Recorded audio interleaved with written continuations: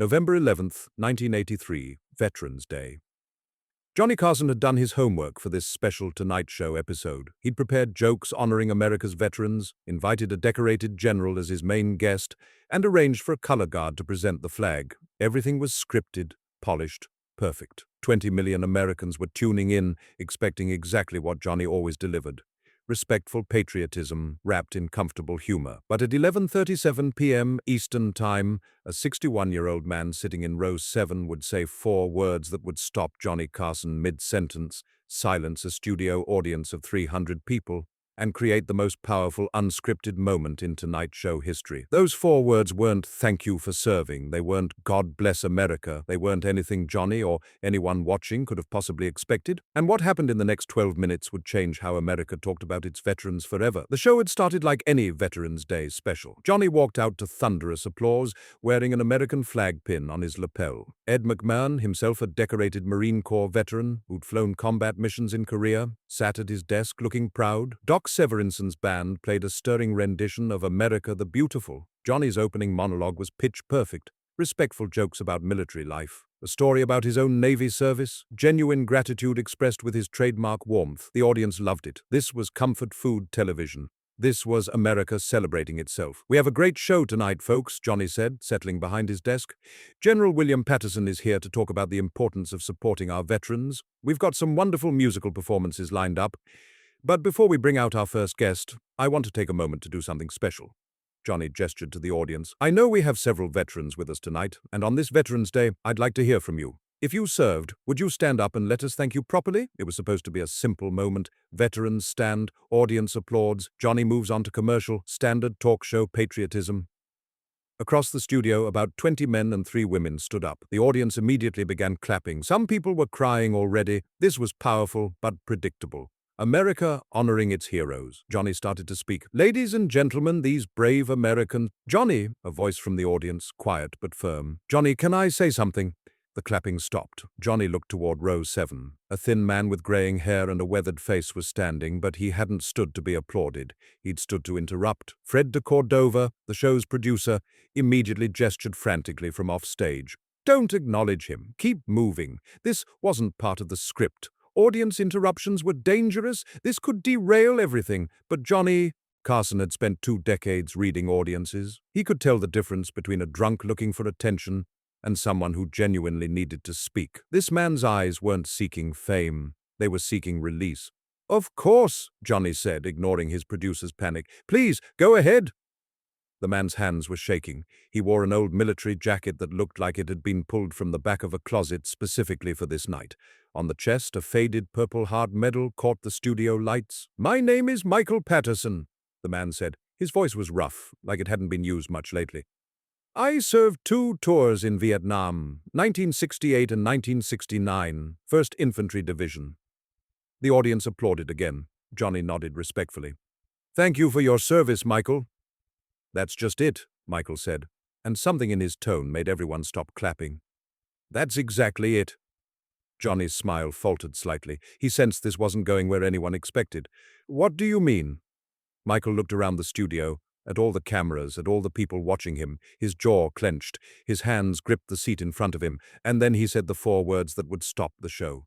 "I don't want it." The studio went silent, confused silent. Those 4 words hung in the air like smoke after a gunshot. Nobody understood what had just happened, but everyone felt it. "I'm sorry," Johnny said carefully. "Your thank you," Michael said, his voice getting stronger now, louder. "I don't want it. None of us want it." Ed McMahon leaned forward at his desk, his face showing the confusion everyone felt. Other veterans in the audience looked uncomfortable. Some sat down. This wasn't how this was supposed to go. Johnny stood up from behind his desk. He walked toward the audience, toward Michael, drawn by something he couldn't name. "Michael, I don't think I understand." "You thank us," Michael said, and now his voice was shaking with something that wasn't nervousness. It was anger, raw, suppressed, volcanic anger. "Every Veterans Day, every 4th of July, every time you see someone in uniform, you thank us for our service. You put little flags on our graves. You give us parades. You applaud us on television." "Yes," Johnny said slowly, "because we're grateful." "Then why are we dying in the streets?" The question hit like a physical blow. The audience gasped. Johnny stopped walking. Michael's eyes were filled with tears now, but he wasn't stopping. I have 7 friends from my unit, 7 brothers I watched bleed in the jungle, 7 men who survived Vietnam just to come home and lose the war with America. 3 of them are homeless, 2 are addicts, 1 ate his gun last Christmas, 1 is me, and I'm standing here in a TV studio trying to explain to Johnny Carson why your thank you means nothing when we can't get medical care. When the VA turns us away, when we wake up screaming and nobody helps us sleep again. The studio was so quiet you could hear the camera operators breathing. Johnny Carson stood frozen in the middle of the stage, his famous composure completely shattered. This wasn't entertainment anymore. This was a man hemorrhaging pain on national television. Michael, Johnny said softly, tell me about your friends. It wasn't a question, it was permission. Permission to break every rule of television. Permission to be real. Michael wiped his eyes with the back of his hand. Tommy Chen, best machine gunner I ever saw, saved my life twice. Came home in '69 and couldn't hold a job because the flashbacks were so bad. Last I heard, he's living under a bridge in San Francisco. David Morrison, medic, held a kid's guts in with his bare hands for 4 hours waiting for evac. Applied for disability benefits 3 years ago, still waiting. Killed himself waiting.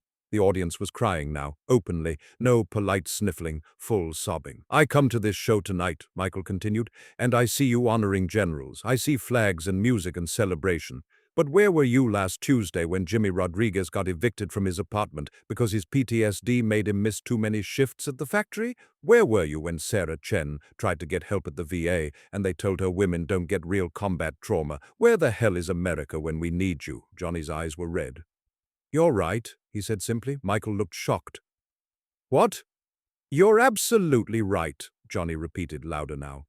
We thank you because it makes us feel good about ourselves. We thank you so we don't have to actually do anything. We put you on television 1 day a year and then forget about you the other 364.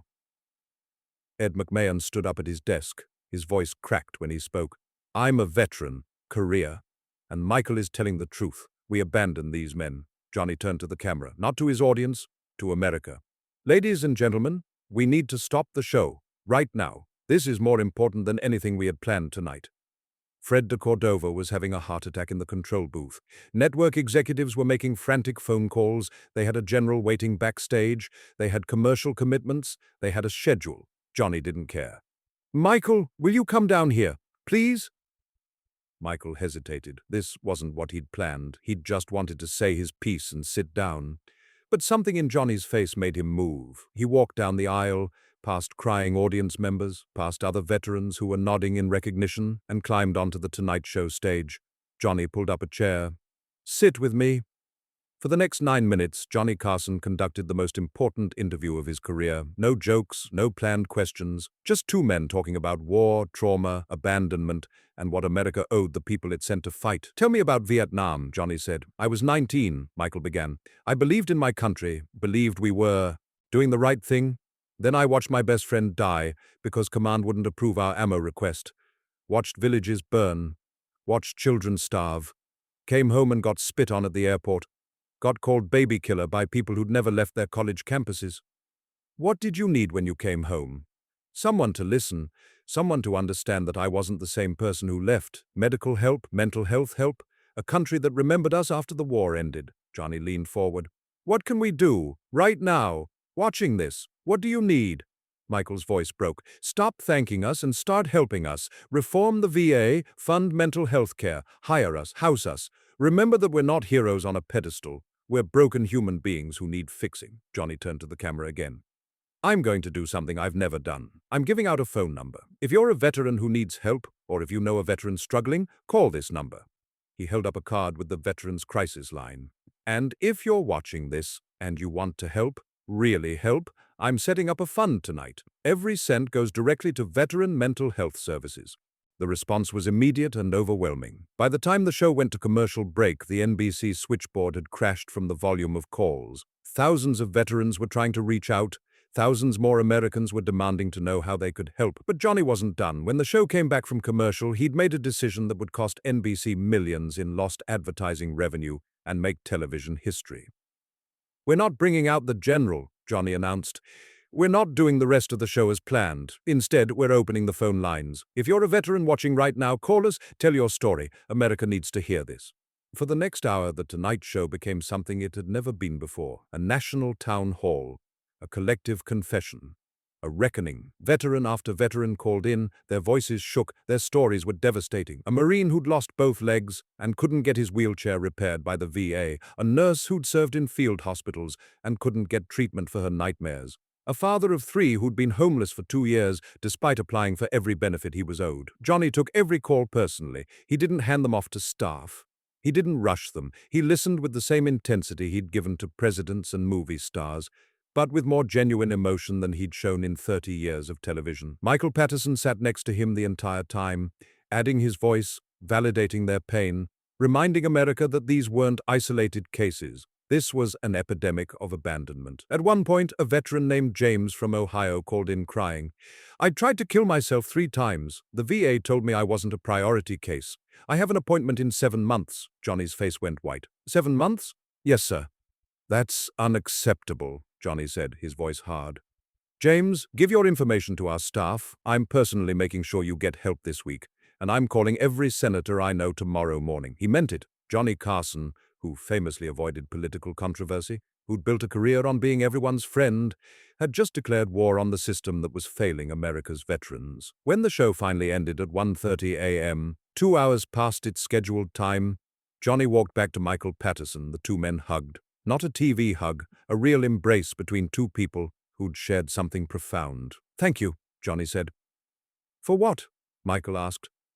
"For saying what needed to be said, for trusting me with the truth." Michael pulled back, looking at Johnny with swollen eyes. "You actually listened. Nobody ever just listens." "I'm listening now," Johnny promised, "and I'm not stopping." He kept that promise. The next morning, Johnny Carson began making phone calls. He called senators, congressmen, the head of the Veterans Administration. He used every ounce of his influence to push for reform.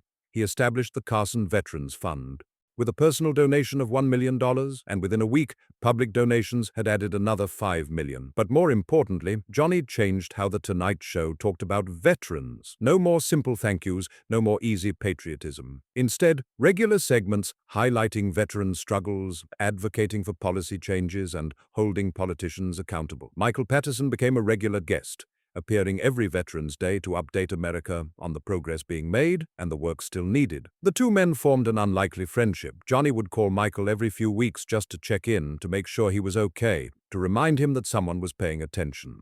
3 years later, Congress passed the Veterans Healthcare Expansion Act of 1986, dramatically increasing funding for mental health services and streamlining the benefits process.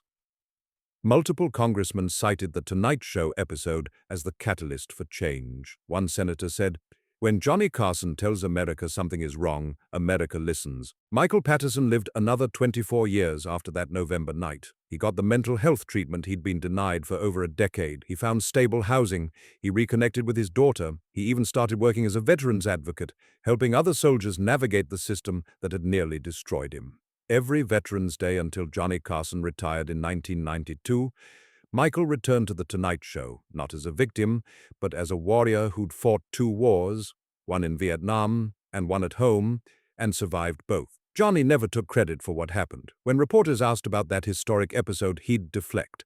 "Michael Patterson did all the heavy lifting. I just gave him a microphone." But those who were there knew the truth. Johnny had made a choice most entertainers wouldn't make. He'd chosen truth over comfort. He'd risked his reputation and ratings because a man in his audience had the courage to say 4 words, "I don't want it." When Johnny died in 2005, Michael Patterson was invited to the private memorial service. Afterward, Johnny's widow approached him with an envelope. Inside was a letter in Johnny's handwriting, dated weeks before his death. "Michael, I've been thinking about that night in 1983, the night you stood up and told the truth when everyone else was content with comfortable lies. That conversation changed me, not just as a broadcaster, but as a person. You taught me that real patriotism isn't waving flags and saying thank you. It's doing the hard work of actually taking care of the people we asked to sacrifice for us. You made me a better man. Your friend, Johnny." Michael carried that letter in his wallet until he died in 2007. The Tonight Show episode from November 11, 1983, became required viewing at the VA, in veteran advocacy organizations, and in journalism schools. It's been viewed over 50 million times. It changed policy, changed lives, and changed how America talks about its veterans, all because one man refused empty gratitude and demanded real action. and because another man had the wisdom to stop everything and listen. Today, the Carson Veterans Fund has distributed over $200 million to veteran mental health services. The Veterans Crisis Line Johnny promoted that night has answered over 5 million calls. Countless lives have been saved by the conversation that started with 4 words. Johnny Carson made millions laugh over 30 years, but that night, he made America think, feel, and change. He proved television could be more than entertainment. It could be a catalyst for justice. Michael's 7 friends, the ones he mentioned that night, their stories didn't all have happy endings, but their suffering wasn't in vain. Because one veteran stood up, because one host stopped to listen, those men's pain sparked a movement that saved thousands of lives. If this story moved you, if you know a veteran who's struggling, don't just thank them. Ask what they need. Listen without judgment. Advocate for real change. Share this video so more people understand that our responsibility to veterans doesn't end when the war does. And if you're a veteran watching this, know that your story matters. Your pain matters. You are not forgotten. You are not alone. Sometimes the most powerful thing you can do is refuse comfortable lies and demand uncomfortable truths. That's what Michael Patterson did. That's what changed everything.